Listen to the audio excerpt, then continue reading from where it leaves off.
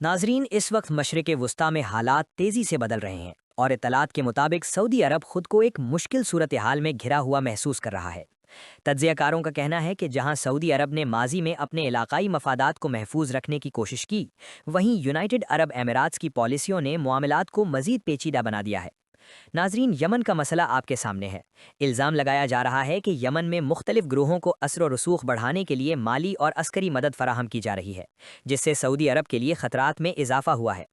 حالیہ دنوں میں اس وقت صورتحال مزید سنگین ہوئی جب سعودی عرب نے UAE سے منسوب بحری جہازوں پر کارروائی کرتے ہوئے اسلحہ برآمد کرنے کا دعویٰ کیا۔ تجزیہ کاروں کے مطابق UAE یمن کو تقسیم کر کے وہاں اپنا کنٹرول مضبوط کرنا چاہتا ہے، جبکہ سعودی عرب یمن کی تسلیم شدہ حکومت کے ساتھ کھڑا ہے۔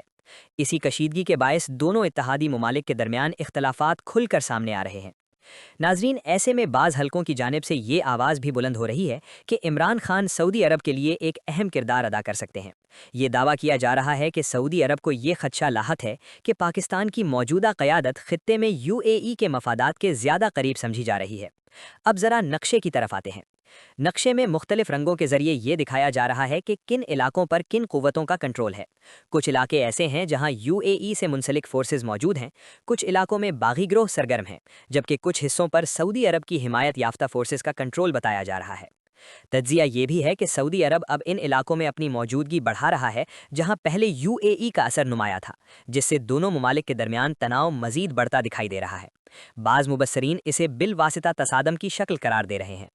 اسی تناظر میں ایک معروف تجزیہ کار کے بیان کا حوالہ دیا جا رہا ہے، جس میں کہا گیا ہے کہ سعودی قیادت کے پاس یہ ایک موقع ہے کہ وہ خطے میں اپنی حکمت عملی پر نظر ثانی کرے اور پاکستان کے عوامی مینڈیٹ کے ساتھ کھڑے ہونے کا فیصلہ کرے۔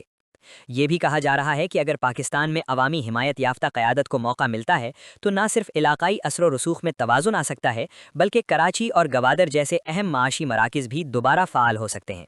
تجزیہ کاروں کے مطابق اس سے پاکستان کی معیشت، صنعت، مزدور اور کسان طبقے کو بھی فائدہ پہنچ سکتا ہے۔